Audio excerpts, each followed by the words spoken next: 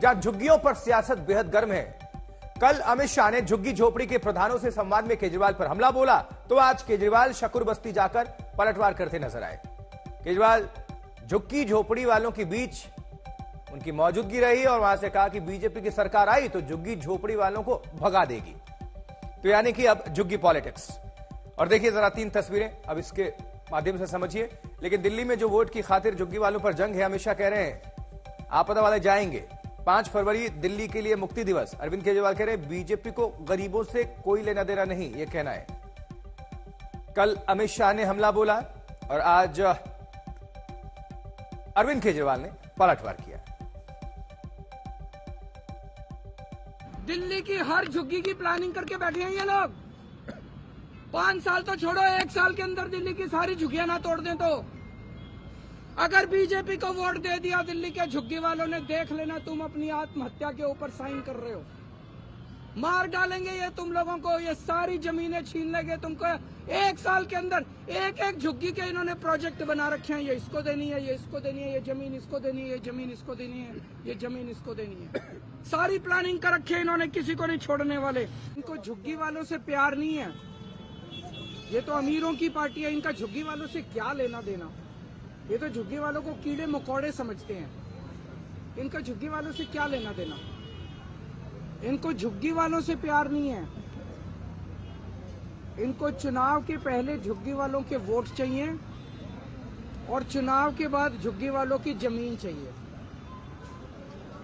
इनको उनकी जमीन से प्यार है और इनको उनके वोट से प्यार है।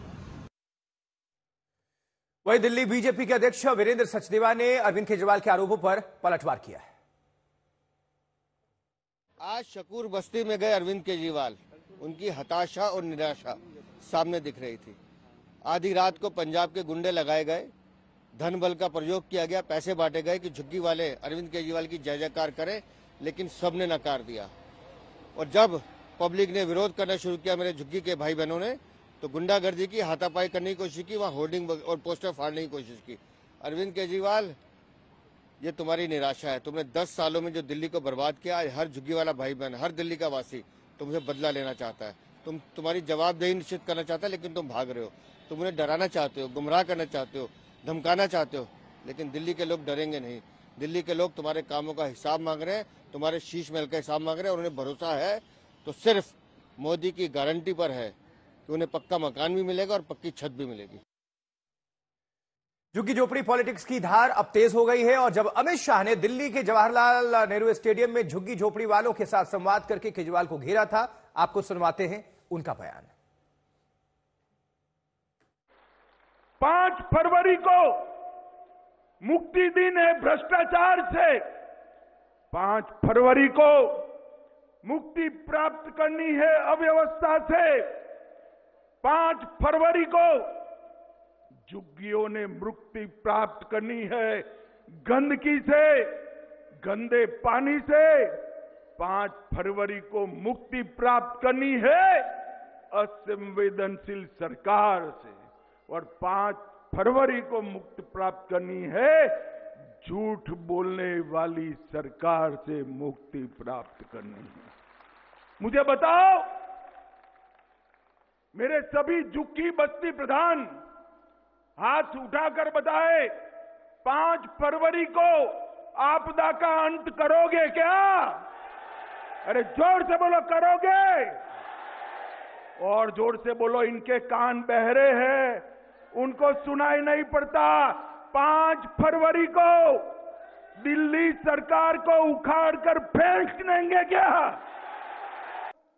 आप पार्टी वालों, आप तो आपदा बने हो दिल्ली के लिए, दिल्ली की जनता के लिए, मगर एक केजरीवाल जी, आप पार्टी के लिए आपदा बन गए हैं। क्योंकि जहां जहां केजरीवाल जाते हैं, जहां जहां सिसोदिया जाते हैं, दिल्ली वालों को शराब की बोतल दिखाई पड़ती है। भाइयों बहनों, शराब की बोतल। देखिए, मामला 15 लाख वोटों का है, जो 30 से ज्यादा सीटों पर हार और जीत का समीकरण बना भी सकते हैं, बिगाड़ भी सकते हैं। यही कारण है कि झुग्गी पॉलिटिक्स में केंद्रीय मंत्री हरदीप पुरी भी कूद पड़े हैं। हमने कहा 4 वर्टिकल्स हैं प्रधानमंत्री आवास योजना के। कालका जी में क्या दिया है? जेलर वाला बाग में क्या दिया? अभी तो रिलीज किया। अरे भाई साहब, इसके बारे में जान के तो मैंने, आई वॉज द मिनिस्टर। हाँ, उसके कहने की क्या बात है? अरे हमने किया इंस्टीट्यूट स्लम रिहैबिलिटेशन हमने की है। अरे कुछ और भी बड़ी कॉलोनीज हैं जो अभी कठपुतली, यहां पे बेंगलुरु, मैं दिल्ली की बात नहीं करता हूं।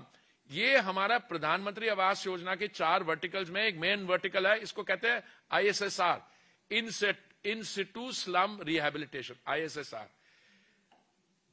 बेंगलुरु में एक बहुत बड़ी बिल्डिंग बनी है जिसमें सारे सेंट्रल गवर्नमेंट के ऑफिसेज है, that is from a slum rehabilitation. तो इनका क्या, ये तो हमारा चीफ मिनिस्टर ये अपॉइंट कर रहे हैं, ये हमारा, हम ये कर देंगे उसके चुनाव के बाद। उसे बोले तू अपना कर यार, पहले बता 10 साल में क्या किया तूने। श्रेया चटर्जी हमारे साथ, हमारी सहयोगी, हमारी संवाददाता जुड़ चुकी है। श्रेया, जरा झुग्गी का जो मामला है उसके पीछे वोटों की क्या गणित है, उसको जरा समझाइए। क्यों भारतीय जनता पार्टी बनाम आम आदमी पार्टी इस पूरे मामले को लेकर? देखिए, वो डेंसिटी की अगर बात करें, पॉपुलेशन डेंसिटी की बात करें, तो झुग्गियों में से जो वोटर बेस है वो सभी पार्टी के लिए एक हाई स्टेक है। हमने पहले अमित शाह को देखा जेल में, वो झुग्गियों के लीडर्स से मिले। उसके बाद कल अरविंद केजरीवाल के झुग्गियों में जाके ये दावा किया कि बीजेपी ने स्लम्स डिमोलिश किया, ना कि स्लम्स बनाए हैं या रिहेबिलिटेट किया है।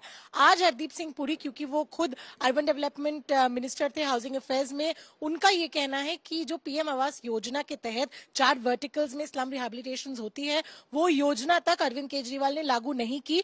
और हरदीप सिंह पुरी का जो एक रिबटल है ये स्लम डिमोलिशन पे, उनका कहना है कि ISSR का जो एक वर्टिकल है आवास योजना के तहत स्लम रिहैबिलिटेशन होता है। कई अन्य जगह जैसे बेंगलुरु, कर्नाटका में भी कई ऐसी चीजें हुई है, तो ये एक स्कीम के तहत होती है। लेकिन ये पीएम आवास योजना को ब्लॉक किया गया है दिल्ली में। तो जो फाइट है स्लम्स और झुग्गियों को लेके, वो बीजेपी और आम आदमी पार्टी के बीच छिड़ गया है। ये देखने की चीज होगी कि जो झुग्गियों के वोटर्स हैं वो 5 तारीख को कौन सी पार्टी का बटन दबाते हैं। ठीक है श्रेया, शुक्रिया इस पूरी खबर पर जानकारी पहुंचाने के लिए। कुल मिलाकर तो लोग यही चाहेंगे कि झुग्गी ना रहे, लेकिन उसकी जगह पर आप मकान बना दें तो कितना बेहतर।